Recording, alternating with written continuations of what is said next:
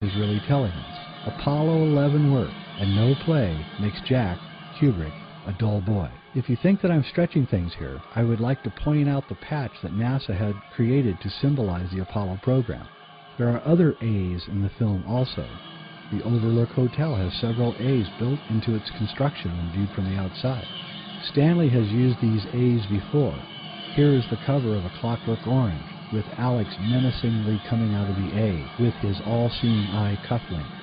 It is clear that the evidence presented in the film that Kubrick's wife, Shelley Duvall, had discovered that he, Stanley Kubrick, had made a secret deal with the manager of the Overlook, i.e. with the rulers of the USA. Shelley Duvall, i.e. Christiana Kubrick, also discovered that what she thought was one thing actually turned out to be another. What Mrs. Kubrick discovered was that instead of making a science fiction film called 2001: A Space Odyssey, her husband was really working to create the fake Apollo moon landings. At this point, the film gets really interesting. Frightened by this revelation, Wendy wants Jack, Stanley, to quit the project. Jack, Stanley, angrily replies, "That is so typical of you.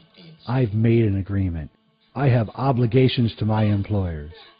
Jack looks at her and says, "Do you have any idea what would happen to my future if I failed to live up to my responsibilities?" Are you concerned about me?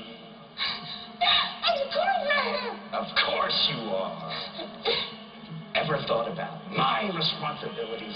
Oh, Dick, what are you talking about? Have you ever had a single moment's thought about my responsibilities? Have you ever thought for a single solitary moment about my responsibilities to my employers? Has it ever occurred to you that I have agreed to look after the Overlook Hotel until May the 1st? Does it matter to you at all that the owners have placed their complete confidence and trust in me, and that I have signed a letter of agreement, a contract, in which I have accepted that responsibility? Do you have the slightest idea what a moral and ethical principle is, do you? Has it ever occurred to you what would happen to my future if I were to fail to live up to my responsibilities? Has it ever occurred to you? Danny uses his gift of The Shining to contact Dick Halloran in Florida, which I might add is where Apollo 11 was launched. Dick laboriously travels from Florida to Colorado. Pardon me, miss. What time will we get to Denver? We're due to arrive at 8:20, sir. Thank you very much. In King's novel, Jack has a red Volkswagen, but Kubrick changed it to a yellow Volkswagen in the film.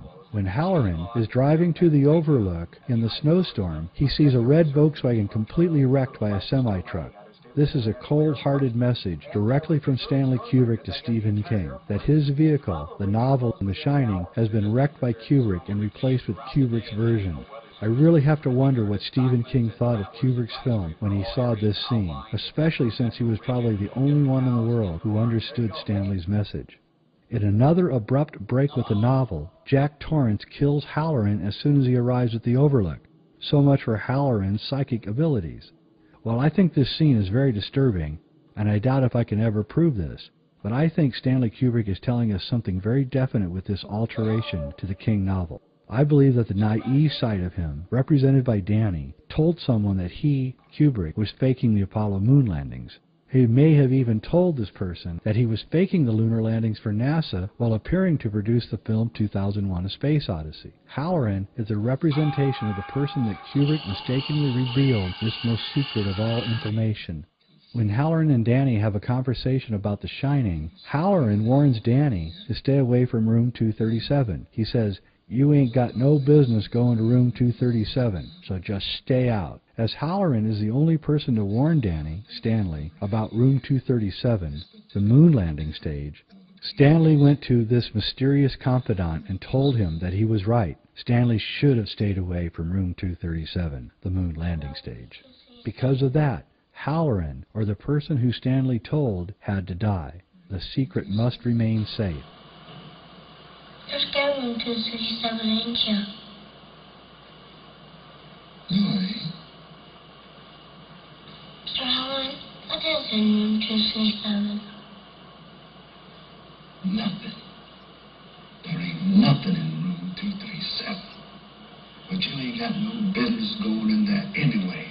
So stay out. This also explains why Kubrick had to hide all of this crucial information inside the construct of the King novel. Kubrick wanted the story to get out, but he was also afraid for his life. Kubrick had to fake the making of the Stephen King novel so that he could reveal that he was involved in faking the moon landings. The truth is that The Shining is the story of how Stanley Kubrick cut a deal with the U.S. government to fake the Apollo moon landings.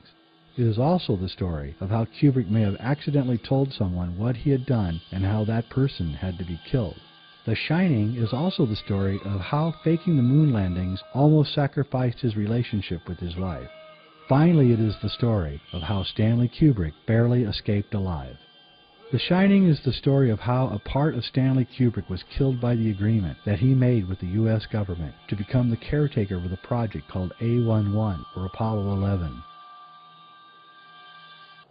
It is also the history of NASA. This explains why the previous caretaker was so pressured and stressed that he had to kill his twin daughters. Why? Because the previous NASA missions before Apollo were named Gemini. The Gemini are twins.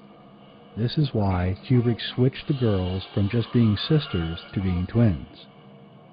At 1 hour and 55 minutes into the film, Jack wakes up in the pantry surrounded by boxes that say 39,000. Apollo 11 took off from launch pad 39. Other boxes say Golden Ray, which is what comes from Apollo, the sun god. Finally, we see Tang, the drink that went to the moon with the astronauts.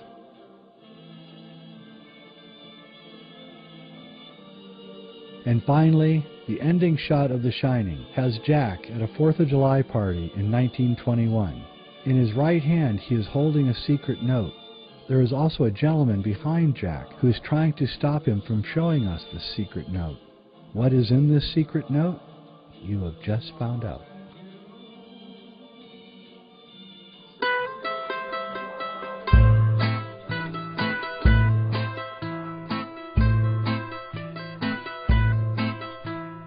Under the Masonic moon, plans were made by the bankers in the back room.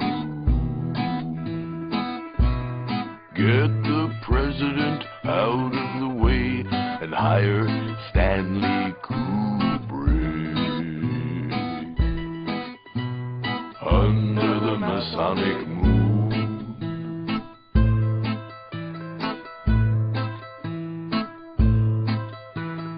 under the Masonic moon, everyone hoped that the boys would come home soon. One more day and they'll drop from the plane and splash into the ocean. Under the Masonic moon,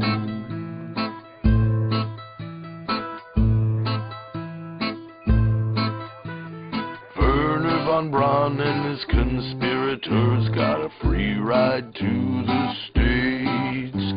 They turned Nazi into Nassau, they just couldn't wait.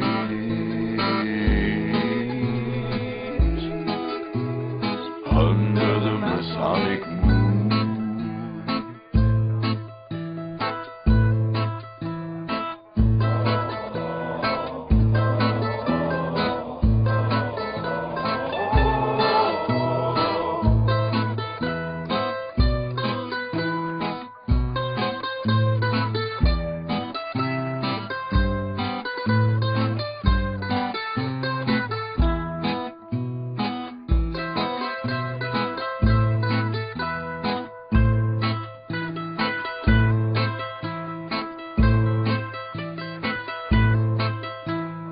under the Masonic moon, plans were made by the bankers in the back room. The owl